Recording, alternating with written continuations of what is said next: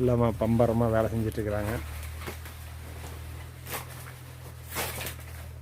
நம்ம ஏரியாவில் நிறைய காற்றுக்கு சேதாரம் ஆயிடுச்சு. எல்லா தோட்டத்தில் இருந்து 80 கட்டு 50 கட்டுன்னு எல்லாமுக்கு பயங்கரமான ஆஃபர் எப்படியோ நம்ம வந்து கட்டி கொடுத்துட்ருக்குறாங்க. நான் முருகானந்தம்ங்க, சென்னிமலை ஆண்டவராக்குற ஏஜென்சியில் பேசுகிறேங்க. நாம் இந்த கதலிக்காட்டை ஒவ்வொரு ஸ்டெப்பாக நம்ம வந்து 20 நாள் 30 நாளைக்கு ஒருக்கா என்னுடைய வளர்ச்சி, இதனுடைய தன்மை எப்படி இருக்குது எல்லாம் நாம் வந்து ஒவ்வொரு 20 நாள் 30 நாளைக்கு ஒருக்கா நாம் வந்து வீடியோ பண்ணிக்கிட்டு இருந்தோமுங்க. இன்றைக்கி பார்த்தீங்கன்னா நீ என்ன தான் வந்து வீடியோ வந்து ஒரு சிறப்பாக கொடுத்துக்கிட்டு வந்தாலும் இயற்கைக்கு முன்னாடி எதுவுமே இருக்கிறதில்ல அப்படிங்கிறத இயற்கை மீண்டும் நமக்கு ஒருக்கா நிரூபிச்சிருக்குதுங்க. இப்போ நான் நம்ம தோட்டத்தில் 2 நாளைக்கு முன்னாடி மழையும் காற்றுல நம்ம தோட்டத்தில் ஒரு ஒரு 5-6 கன்றை உடைச்சி போட்டதுங்க. 5-6 கன்று உடைச்சி போட்டதுங்க. நமக்கே மனசுக்கு ரொம்ப இவ்வளவு நாம் வந்து ஒவ்வொன்றா நாம் வந்து நாம் ரெடி பண்ணி கொண்டுக்கிட்டு வந்தோம். இந்தளவுக்கு ஆயிருச்சு அப்படிங்கிறது ரொம்ப மனசுக்கு வேதனையாக தான் இருந்தது. ஆனால் என்ன பண்ணுறதுங்க, வாழை இதில் இது வந்து வாழை விவசாயத்தில் இது ஒரு தவிர்க்க முடியாத ஒரு பிரச்சனை. நம்மளுக்கு யாரோ எதிரியாக பூச்சி, புழுவு, காற்று, மழை, வறட்சி, புழுவு, இந்த மாதிரி இயற்கை பருவநிலை, பனி, இந்த மாதிரி எத்தனையோ நம்மளை வந்து தொடர்ந்து தாக்கிட்டே இருக்குது. நாமளும் தொடர்ந்து மனம் தளராத நாம் விவசாயம் பண்ணிட்டு தான் இருக்கிறோம். பாருங்கள், ஒவ்வொரு மரமாக பார்த்து ஒவ்வொரு இதாக பார்த்து ரெடி பண்ணிக்கிட்டு இருந்தோமுங்க. எப்படியோ வந்து இதுலேயே ஒரு என்னென்னா ஆண்டா முன்னேற்றில் இந்த காற்றுக்கு ஒரு 5 மரம் தான் ஒடிஞ்சது. 5 மரம் ஒடிஞ்சது. இருந்தாலும் பரவாயில்ல, உடனடியாக ஆளை கூட்டியாந்து டொயின் போட்டாச்சுங்க. டொயின் போட்டுக்கிட்டு இருக்கிறாங்க. அந்த டொயின் போடுறதே நான் உங்களுக்கு பாருங்கள். ஒன்று சீப்பு வந்திருக்குது, ஓரளவுக்கு நல்லா தான் வந்திருக்குது. ஓரளவுக்கு வந்திருக்குது. இருக்கிறது எல்லாம் போட்டு காற்று போட்டு ஆட்டியிருக்குங்க.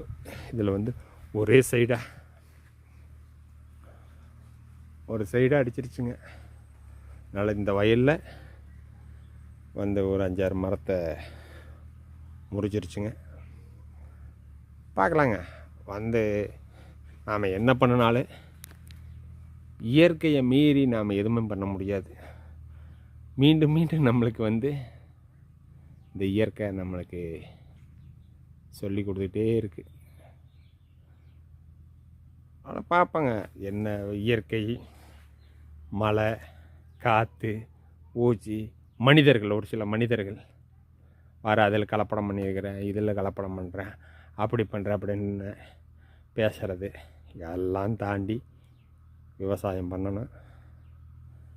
விவசாயத்தில் 2 பணம் மிச்சம் பண்ணணுங்கிற ஒரே ஒரு இதனால தொடர்ந்து வேறு எந்த தொழிலாக இருந்தாலும்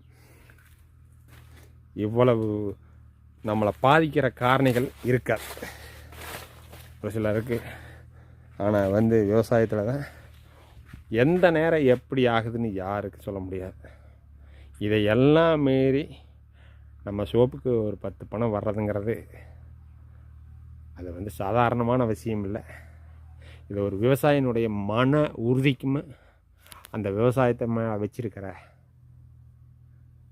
ஒரு நம்பிக்கைக்கும் இந்த மண்ணு மேலே வச்சிருக்கிற நம்பிக்கை தான் காரணம். இல்லைன்னா விவசாயத்தை விட்டுட்டு ஒவ்வொருத்தர் இதையோன்னு வச்சு பொழைச்சிக்கலான்ட்டு போயிடுவாங்க. இப்போ டொயின் போட்டுக்கிட்டு இருக்கிறாங்க. உடனடியாக ஆளை பிடிச்சி எல்லா பக்கம் நிறையா சேதாரம்னு கேள்விப்பட்ட வாழை விவசாயிகளுக்கு மனசு ரொம்ப வேதனையாக இருக்குது. நாம் என்ன வேதனைப்படுறோமோ அதை விடத்தானே எல்லாம் படுவாங்க. எதுவாக இருந்தாலும் சமாளித்து விவசாயம் பண்ணுவோம், 2 பணம் சம்பாதிப்போம். அங்கொன்று இங்கொன்னா பூ வெளி தெரியுது. இன்னும் 1 மாதம் 1.5 மாதத்துக்கு மழையும் காத்திருக்கு. இயற்கையாக பார்த்து நம்மளுக்கு சேதாரத்தை ஏற்படுத்தாத இருக்கணும். வாழை விவசாயி எல்லாமே எந்த விதமான சேதாரமும் இல்லாமல் நல்ல சம்பாதனை பண்ணணும்.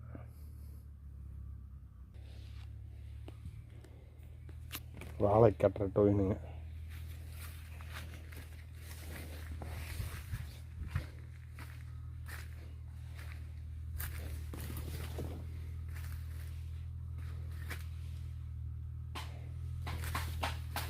இங்கே கட்டிகிட்டு இருக்கிறாங்க, நான் பார்க்குறாங்க.